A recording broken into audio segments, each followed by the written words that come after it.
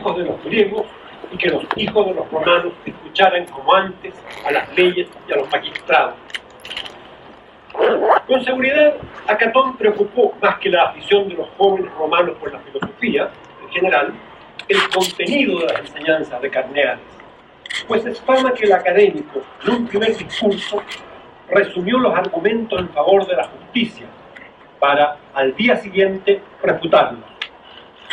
Carneades sostenía en su segundo discurso que los hombres han establecido derechos con vista a su propia utilidad, que estos derechos varían según las costumbres y los tiempos y que en consecuencia no existe ningún derecho natural, que hombres y animales son impulsados por su naturaleza hacia lo que les resulta útil, de donde se sigue que o no existe justicia o bien ella consiste en una necedad, perjudicarse a sí mismo por el interés de otros.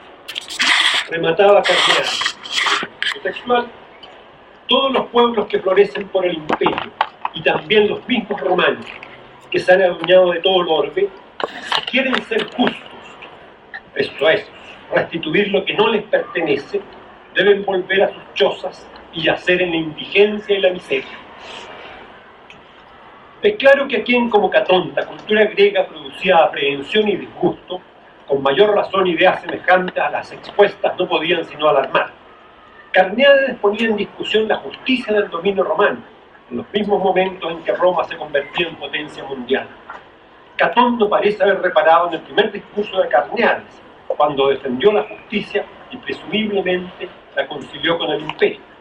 Lo que retuvo, y retuvieron otros romanos, fue que se presentaba como disyuntiva conservar injustamente el imperio o ser justos y renunciar a él.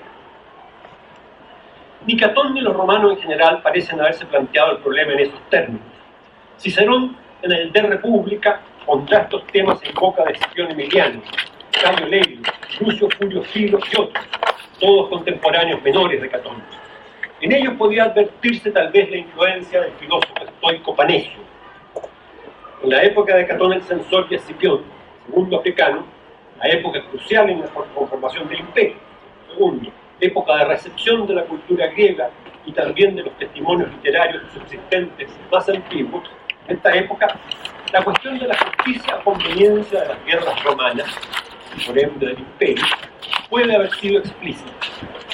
La política romana puede haber sido idealista o realista, en términos de las modernas teorías de las relaciones internacionales. Se quiere revisar a continuación esos debates a fin de verificar la forma en que se presenta en ellos la cuestión y su antecedente teórico. Esto es, no nos interesa aquí la justicia efectiva, objetiva, de las guerras romanas, sino nos interesa cómo se presentaba el problema para los romanos, si es que se les presentó. La discusión sobre la justicia y el poder tenía una larga trayectoria en el pensamiento griego.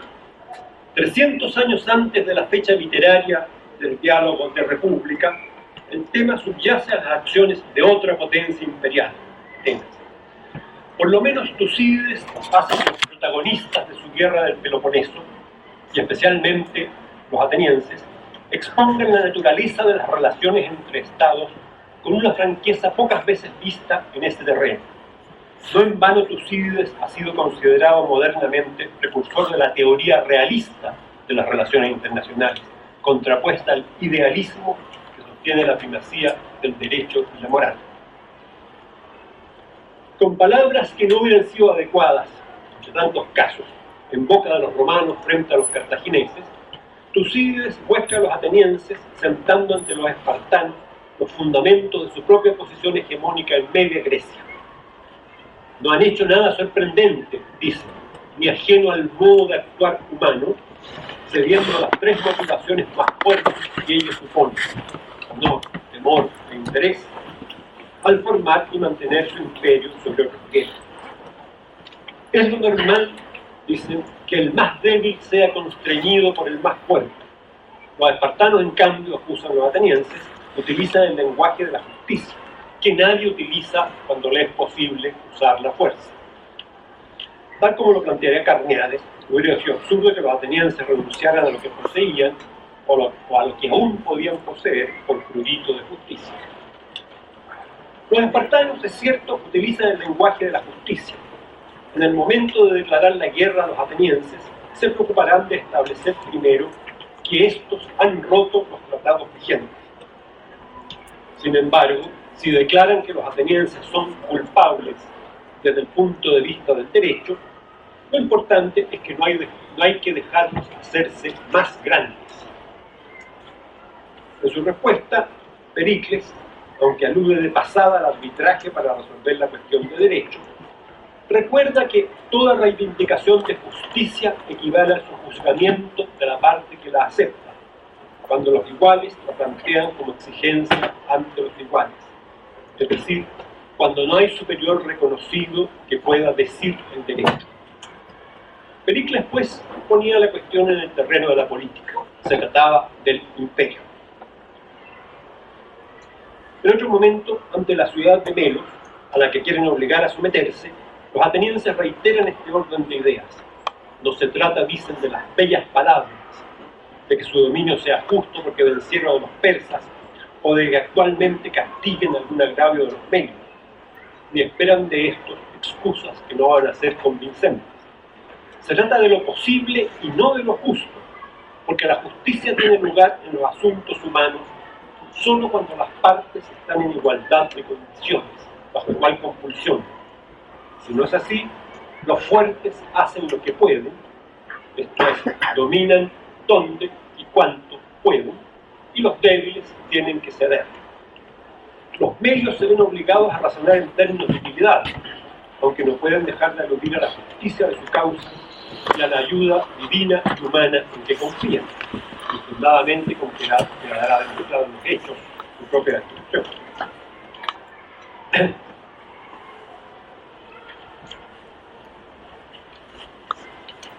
Una suerte semejante a la de Melos pudo correr la ciudad de Mitilene. En el debate para decidir la suerte de esta ciudad culpable de rebelión, Cleón defiende la proposición de matar a todos sus ciudadanos varones, sin discriminación, pueblo y oligarquía. Advierte a los atenienses que su propio imperio es una tiranía que se mantiene por la fuerza. Deben ser conscientes de ello y actuar en consecuencia.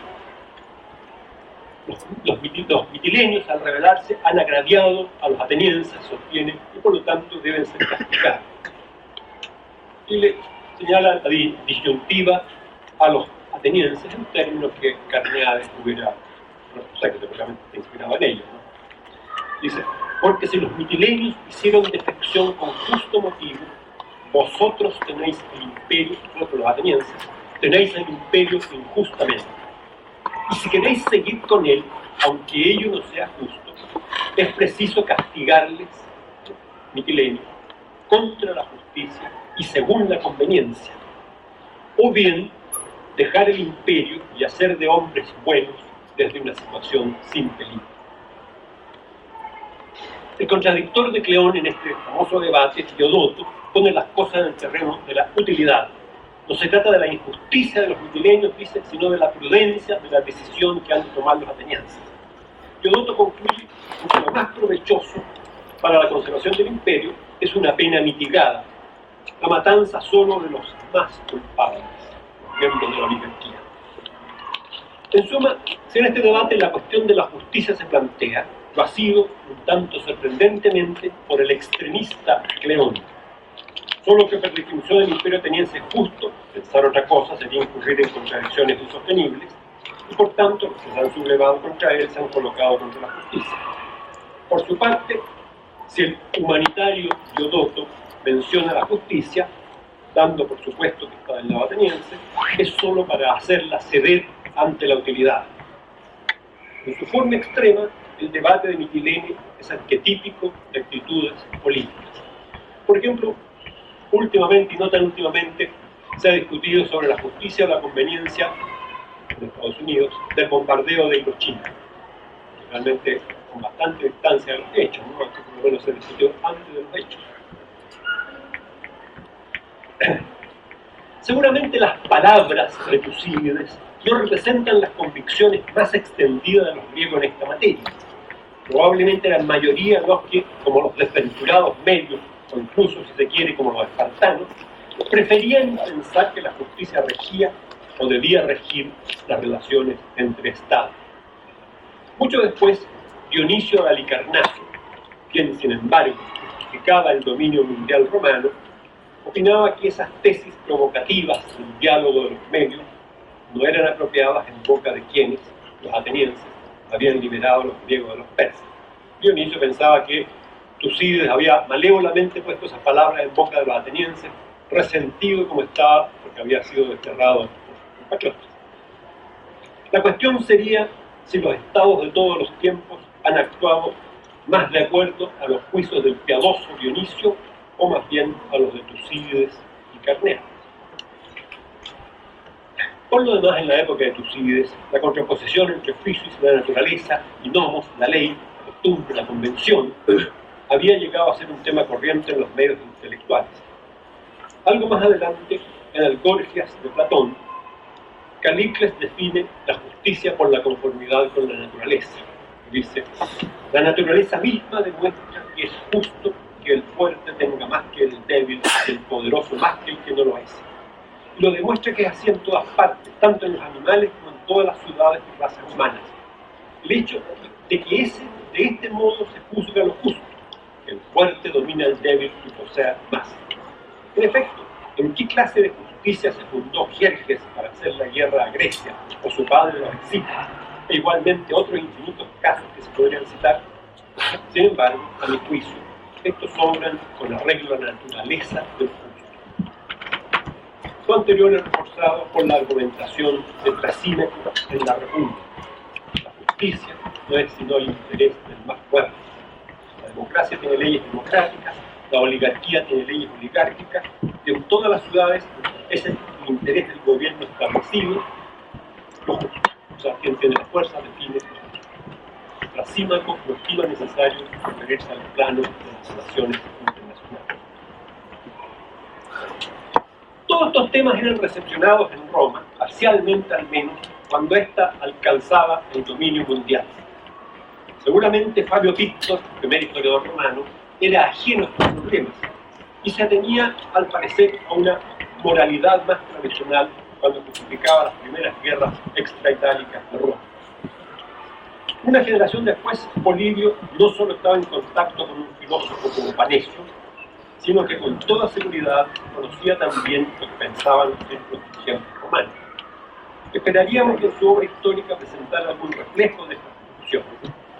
Es significativo que en general en los fragmentos conservados, Polibio no incorpore ningún debate sobre la justicia de la conquista romana, ni aporte su propio nombre a alguna idea al respecto. Desde el primer momento se trata del dominio universal como cuestión de hecho, sin juicios morales ni intento de justificación, e independientemente del papel de Otigio, la fortuna, la concatenación de los conocimientos. Entre otros pasajes, dice Polibio, después de la Primera Guerra Púnica, convencidos los romanos de haber logrado ya lo más importante y principal de su proyecto de conquista universal, cobraron confianza entonces por primera vez para extender sus manos al resto, de trasladarle con sus tropas a Grecia, a Asia. Polibio utiliza la palabra epibolé, proyecto, designio, empresa, es decir, un plan más o menos deliberado, más o menos consciente, no digamos el resultado accidental de alguna acción. Es cierto que a propósito del origen de la Primera Guerra Púnica, Polibio alude al debate en el Senado romano sobre la cuestión de los monarquías. Su fuente, sin duda, Fabio Pictor. Para los senadores, en esa ocasión, dice Polibio, saltaba a la vista el absurdo de prestar ayuda a los mercenarios campánicos que habían cometido un acto de agresión y traición contra la ciudad de Mesana, similar al que los mismos romanos habían castigado en el caso de la ciudad de Regio.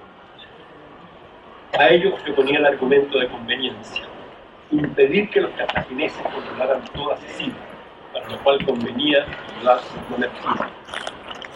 Es posible que quienes invocaban el argumento moral, la incongruencia de auxiliar a terroristas internacionales, como se diría hoy, pensaran también en la conveniencia, en este caso, evitar una guerra con Cartago. Prevaleció en el Senado, sin embargo, la justicia, si de justicia se trataba, no apoyar a los mamertinos, no intervenir en Sicilia, pero el pueblo resolvió a favor de la guerra siciliana, es decir, de la guerra con Cartago.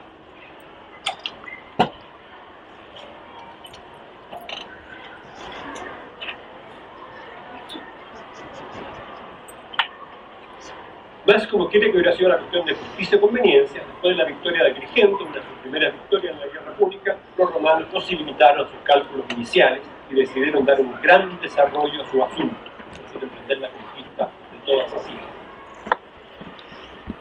Es ciertamente Polibio, estudiando los diferentes tratados romanos púnicos, concluye que los cartagineses violaron los tratados vigentes antes de la Segunda Guerra Púnica, el llamado Tratado de Lutacio, Tratado de Ebro. Tal era sin duda la opinión romana, así lo declaraba Escipión en vísperas de la batalla de Samos.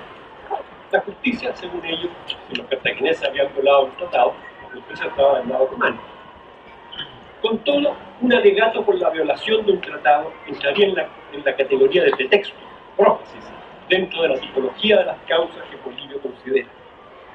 Cuando se trata de las causas propiamente tales, haitianas, de la guerra de Aníbal, Polibio señala como primera causa el podio de Amílcar Barca hacia los romanos, agregando también como un factor causal los éxitos del mismo Amílcar en España, que iba a ser la base de las operaciones contra Roma.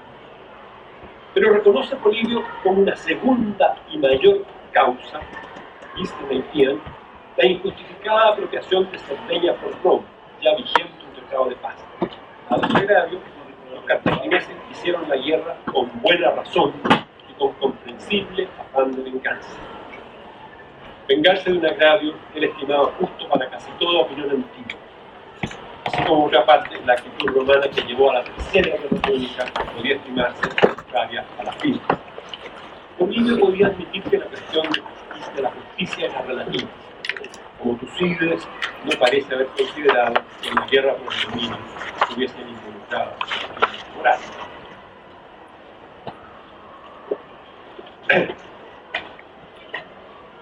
Es decir, Polibio no registra un debate en que estos temas, la justicia o la conveniencia del imperio, hubieran sido realmente los términos de la discusión misma. Los romanos seguramente daban por sentado que la justicia estaba al lado propio, ¿no? Sin embargo, el mismo Catón que había apresurado la partida de los filósofos griegos se había opuesto a una guerra en particular algún tiempo antes. El discurso Prorodiensibus, a favor de los rodios, uno de los escasos documentos conservados de esta época temprana, retomaba temas que habían estado en el debate de Mitilene. Era la cuestión de la justicia o la conveniencia de hacer la guerra a los pueblos. Si los rodios habían querido ser enemigos de los romanos, no lo habían sido efectivamente, comentaba Catón. Sería justo acusarlos de haber querido hacer mal, de haber querido con intención, no haber hecho el mal en su pecho. No podía penarse las primeras intenciones. El argumento de Catón era muy jurídico en eso. En cuanto al reproche moral sobre la soberbia de los rodios, Catón concedía fácilmente para estimarlo irrelevante. ¿Acaso se gritaban los romanos porque alguien era más soberbio que ellos mismos? Aparentemente, aunque el tema de la aequitas, la justicia, afloraba en el discurso, el tono general del mismo era la conveniencia u oportunidad de una guerra. El censor seguía siendo un político práctico.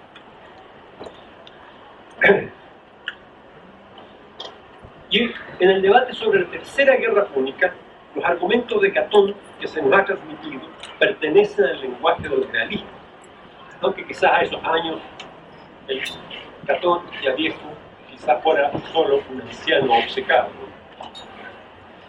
Pero eso es lo que se nos ha transmitido.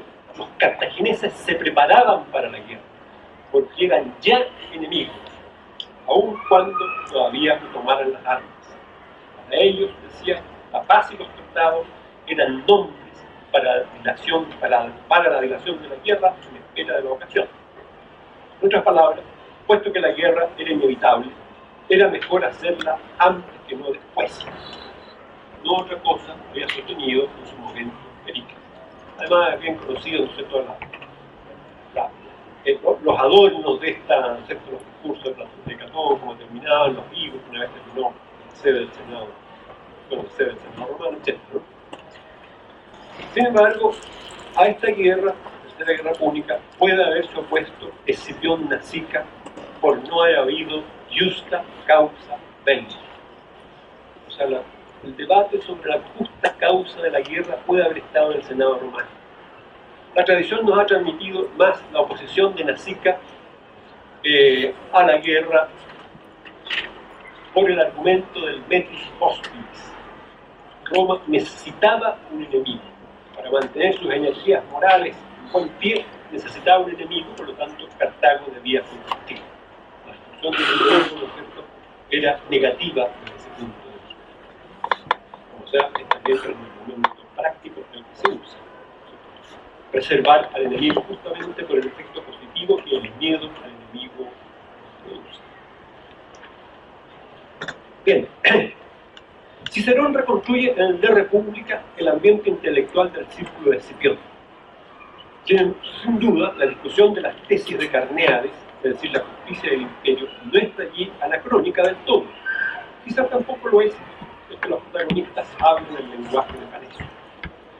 Se estima habitualmente que en el diálogo de República Cicerón asume las tesis del filósofo Paneso, por algo, como hemos dicho, de Escipión Emiliano y de los personajes del diálogo. En este diálogo es Lucio Furio Filo, cónsul del 136, el encargado de exponer el punto de vista de Carneades, esto es, la causa de la injusticia. Filo pasaba revista a la variedad de costumbres y legislaciones existentes en el mundo. Lo bueno en un lugar no lo es en otro. Egipto tiene sus dioses animales, en cambio Jerjes incendió los templos de Atenas porque estimaba nefas encerrar a los dioses entre muros, etc. Los romanos mismos, decía Filo, nosotros, los más justos de los hombres, justissimi homines, no permitimos que las naciones transalpinas cultiven el olivo y la vid, para que valgan más nuestros olivos y nuestros viñedos. Lo que podemos decir que hacemos prudentemente, pero no con justicia, para que entendáis que la prudencia, la medida práctica, y la justicia difieren.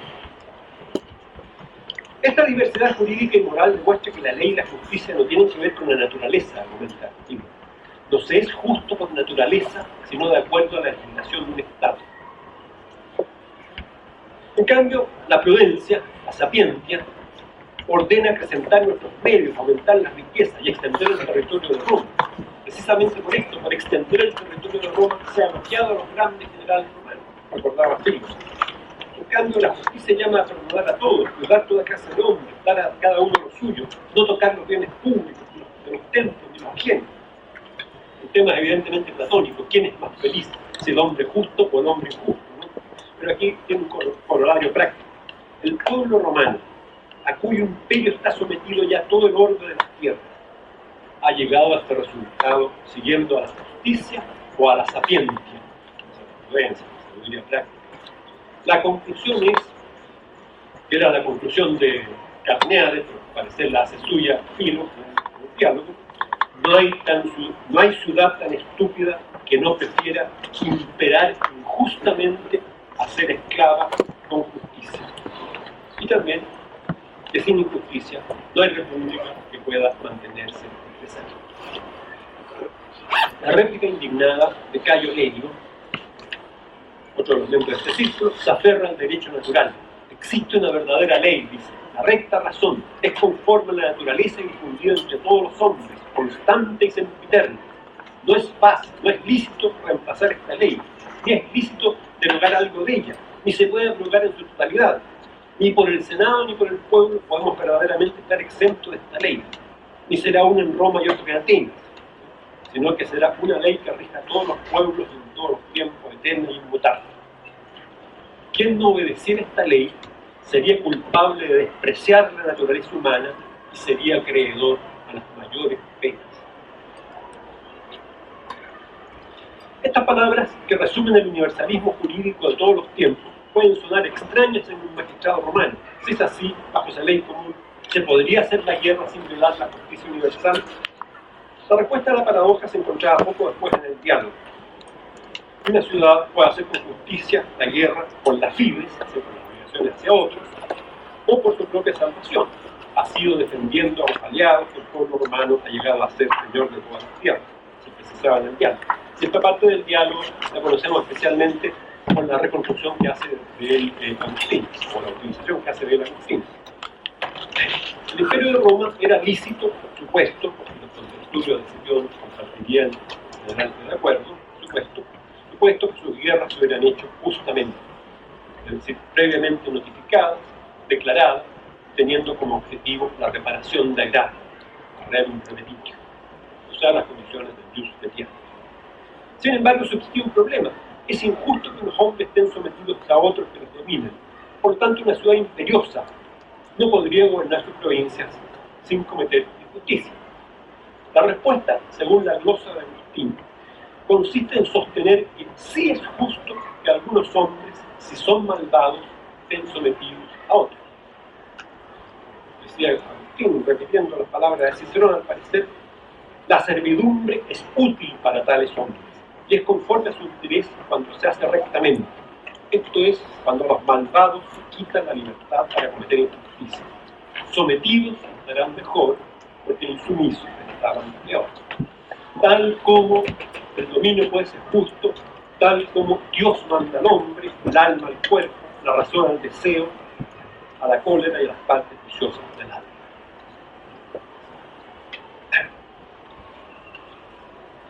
Bien, concluyendo. Los pasajes consultados son los testimonios del siglo II, no nos extendemos más allá, nos sugieren que en el hecho los romanos hayan preocupado excesivamente de la justicia de sus tierras, no más que otros pueblos o estados en el curso de la historia, aunque seguramente le invocarían discursos y declaraciones formales, los nombres, bellas palabras que dicen los atenienses de Tucídides. Se tenían sin duda la conveniencia, como hicieron en guerras bien atestiguadas, como suelen hacer las potencias. Por lo demás, las bellas palabras son necesarias cuando los intercambios con otros actores son relativamente armónicos, relativo que de igualdad, digamos.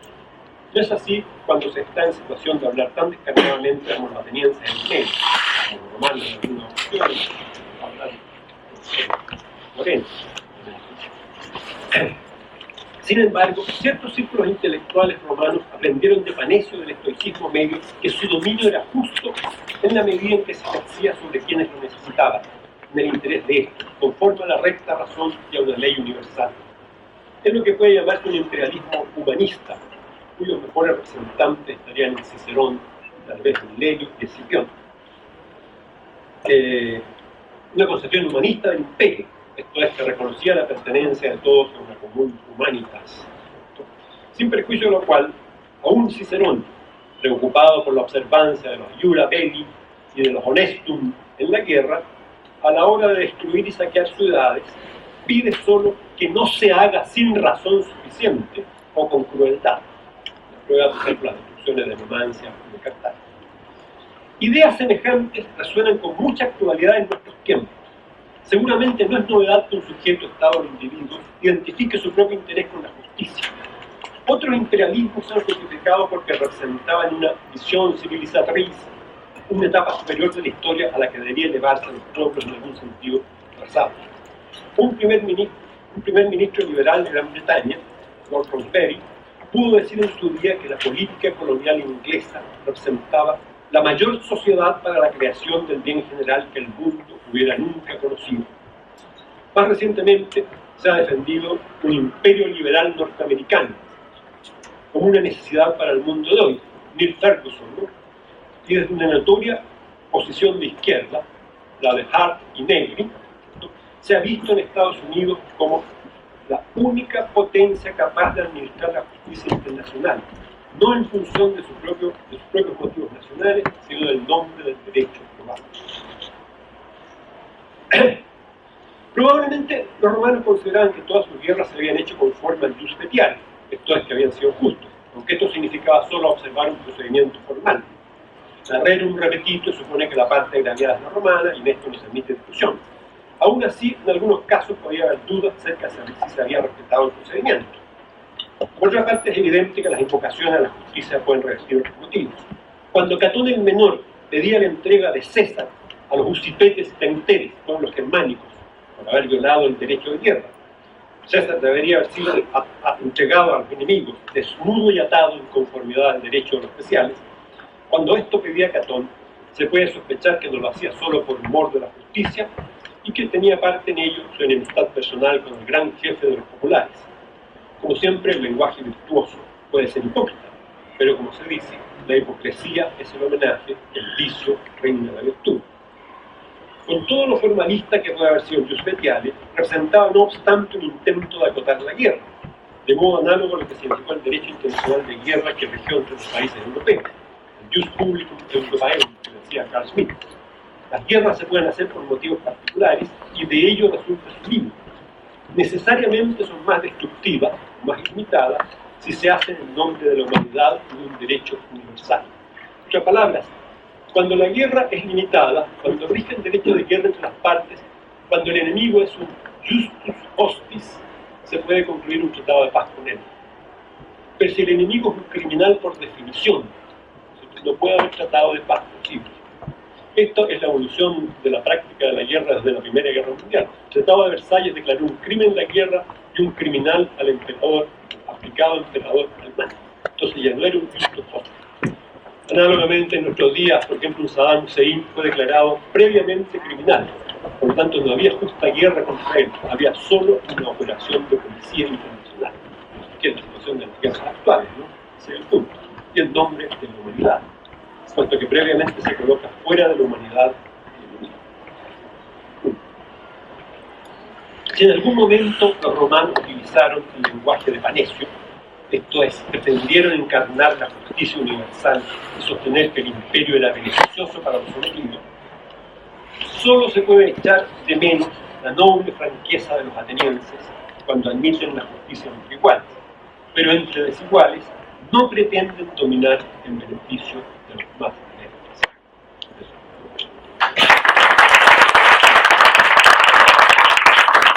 Bueno, muchas gracias, profesor Robertson, por su ponencia, que me parece que establece un vínculo claro entre lo que es el debate actual en relaciones internacionales y una serie de estudios que han aparecido en los últimos años con respecto a el papel de Roma en la construcción de un imperio. Pienso en una perspectiva realista o neorealista, Arthur Eckstein, o en una perspectiva más de defensa de una idea de construcción de un orden basado en una ley internacional, la obra de Paul Barton, en fin, y la clarísima relación con la discusión en el mundo antiguo de cuestiones que pueden o no ser asimiladas al mundo contemporáneo. Mi pregunta es específica con respecto a Polibio. Usted marcaba de forma, me parece, muy clara y muy correcta esta cuestión del interés de Polibio por marcar, quizá desde el libro primero, la idea de los romanos teniendo una cierta prostimía o interés en la expansión. Y le quería preguntar, que eso está claro en el primer prólogo de Polibio, en el libro primero, pero en el libro tercero, Polibio escribe lo que han denominado los críticos de la obra su segundo proemio, ¿no? El cual parece proponer un segundo objetivo, ¿no? El primero es explicar cómo y por qué género de constitución o de orden político Roma en 53 años no completos adquirió el dominio sobre el mundo habitado. Y en el segundo, en el libro tercero, plantea como un objetivo que hay que preguntarse cuál fue el efecto que generó este dominio en los sometidos, y si en tal caso si es aceptable o digno de imitación, ¿no? Y bueno, preguntarle si tiene una postura tomada con respecto a este cambio de objetivo por parte de Polibio o extensión de su objetivo que lo lleva a incorporar 10 libros más a su obra y lamentablemente los 10 libros más fragmentados, ¿no? Sí. Bueno, yo creo, claro, incorporar libros y es más era porque el historiador creo que seguro no estaba completa, entonces consideró necesario. Sí, yo creo que lo que pasa en el libro tercero es que entra a un terreno concreto. Entonces, bueno, analicemos los tratados, veamos quién violó qué, ¿no es cierto? Eso me parece que lo coloca en un terreno más específico que el terreno general, amplio, que se ha puesto en el libro primero. Seguramente hay también una revisión post factum de Polibio. Eso, pero yo creo que lo más decidor en nuestro aspecto está en ese fragmento sobre lo que pensaban los griegos sobre la Tercera Guerra Púnica. Es que Polibio no pone una propia opinión, sino que pone lo que pensaban los griegos, que unos decían que los romanos habían hecho bien, otros que habían hecho mal, que habían sido injustos, traicioneros, etc. ¿no? Yo creo que ahí está más la cuestión que nos interesa. Muchas gracias. De verdad agradecer la presentación del profesor Robles. La verdad es que resulta interesante, yo nunca había escuchado planeado tan detalladamente. Y este análisis, esta analogía que hace con la historia contemporánea, particularmente recuerdo al texto de Fergus, Coloso, particularmente, donde se hace análisis de cómo se construye Estados Unidos, cita muchas veces, o varias veces, a Polibio en referencia al mundo romano, lo hace muy interesante. Pero particularmente una curiosidad que la voy a responder. ¿Por qué cantidades no están? No ha sido tan utilizado precisamente porque está Polibio como la fuente del imperialismo, porque en realidad no están empleados, citados, trabajados. No, porque su obra no existe. No existe solo fragmentariamente, ¿no es cierto? Estos argumentos los conocemos en la medida que los reconstruye Cicerón, y en la medida que Agustín reconstruye a Cicerón, o Lactancio también recoge estos temas, ¿no? Es decir, son fragmentos conservados casi por azar. Entonces, claro, no mucho se puede decir. Ahora, la Carneades era escéptico, los académicos parecen haber sido escépticos en su momento, en la escuela de Platón. Y entonces, él tal vez sostenía que no se podía llegar a un punto concluyente, por eso, según la tradición, el primer día defendió la justicia, el segundo día defendió la injusticia. Para decir, bueno, que no se podía llegar a un punto final sobre el tema. Pero claro, casi desconocido.